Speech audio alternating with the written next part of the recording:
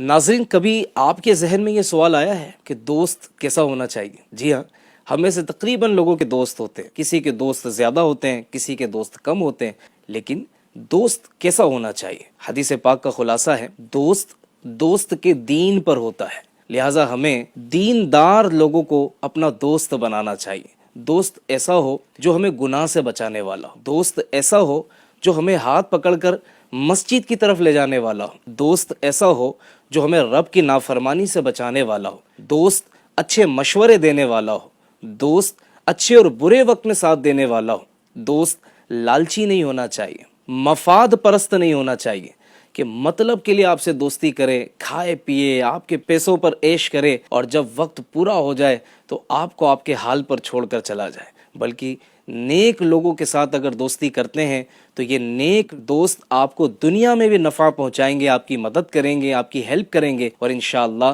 قیامت کے دن بھی آپ کے کام آئیں گے۔ لہٰذا اچھے لوگوں سے دوستی کیجیے، دیندار لوگوں کو دوست بنائیے، اللہ نے چاہا تو ان کی برکتیں دونوں جہاں میں ہمیں نصیب ہوگی۔